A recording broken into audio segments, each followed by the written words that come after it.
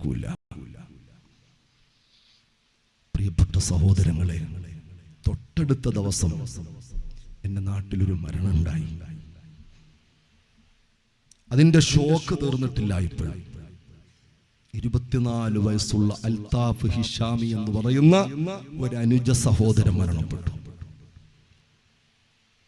ഒരു ഭാഗത്ത് നോക്കുമ്പോൾ ആ മരണത്തിന്റെ ദുഃഖസാന്ദ്രമായ അവസ്ഥ ഇപ്പോഴുണ്ട്. ആ കുടുംബത്തിൽ തളം കെട്ടിക്കിടക്കുന്നുണ്ട്, പരിസരത്തുണ്ട്, കുടുംബങ്ങളിലുണ്ട്. മറുഭാഗത്തിൽ നോക്കുമ്പോൾ വലിയ തൗഫീഖ് ലഭിച്ചൊരു മരണമായിരുന്നു.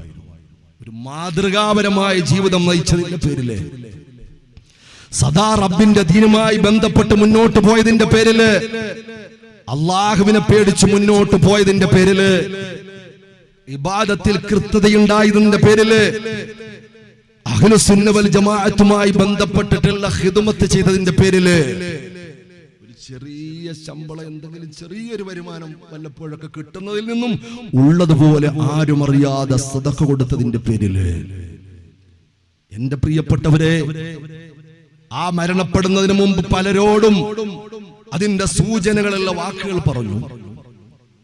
മരണപ്പെടുന്നതിന് മുമ്പ് പല ആളുകളോടും പല വർത്തമാനങ്ങളും പറഞ്ഞു. അവനുമായി ബന്ധപ്പെട്ട, ആ സഹോദരനുമായി ബന്ധപ്പെട്ട എല്ലാവരും അത്ഭുതത്തോടെ നോക്കുക. മരണപ്പെടുന്നതിന്റെ അന്നത്തെ ദിവസം ഒരു വിവാഹത്തിന് വേണ്ടി പോകാൻ തയ്യാറെടുക്കുകയാണ്. പ്രിയപ്പെട്ട ഉമ്മയോട് പറഞ്ഞു, സാധാരണ അങ്ങനെ പറയാറില്ല, ഉമ്മ എന്റെ ഉസ്താദ് വാങ്ങിച്ചു തന്ന ഡ്രസ്സ് ഉമ്മയൊന്ന് കഴുകി തേച്ചു തരണം, ഞാൻ അത് അങ്ങനെയാണെങ്കിൽ ഞാൻ പോവാം.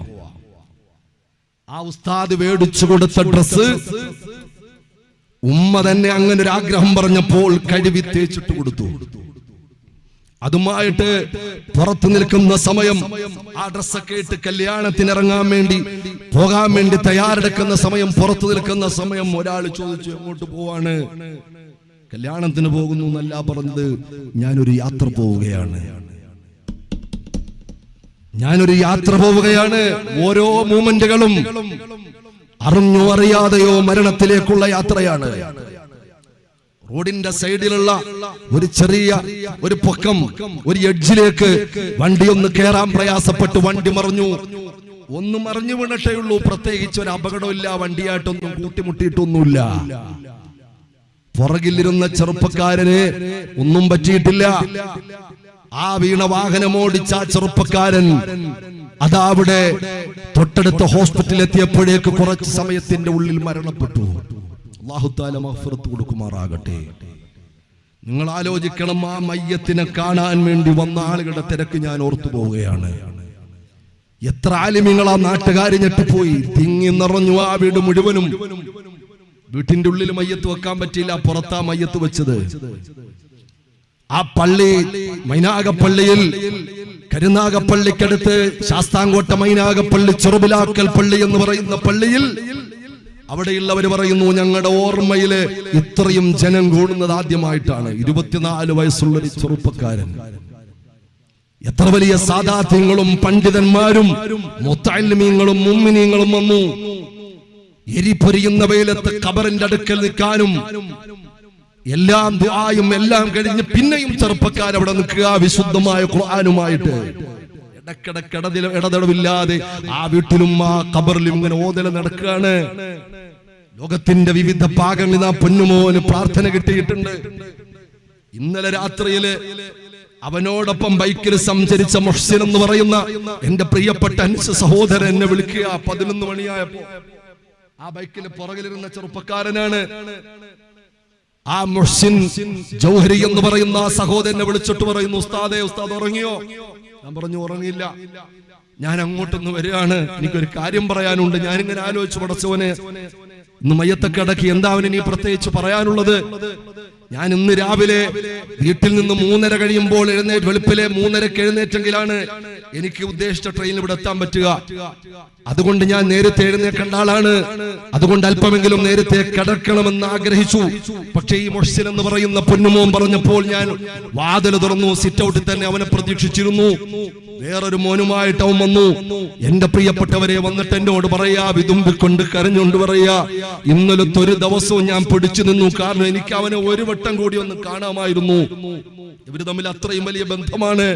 തന്റെ പ്രിയപ്പെട്ട കൂട്ടുകാരൻ എല്ലാ കാര്യത്തിനും ആലോചിക്കുന്നവനോടാണ്.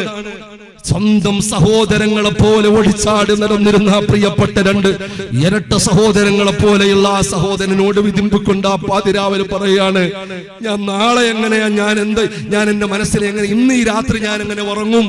ഇന്ന് പകൽ സമയത്ത് അവസാനമായി ഖബറിലേക്ക് പോകുന്നതിന് മുമ്പ് ഞാൻ അവന്റെ മുഖം കണ്ടു, എനിക്ക് കിടന്നിട്ട് ഉറക്കം വരുന്നില്ല, സമാധാനമില്ല എന്ന് പറഞ്ഞിട്ട് വിതുമ്പിക്കൊണ്ട് എന്റെ മുമ്പിൽ ആ പാതിരാ സമയത്തിരിക്കുമ്പോ, എന്റെ പ്രിയപ്പെട്ടവരെ, റബ്ബിന്റെ തീരുമാനവും റബ്ബിന്റെ കലായും നമ്മളെല്ലാവരും ആ മരണത്തിന്റെ ക്യൂവിലാണ്.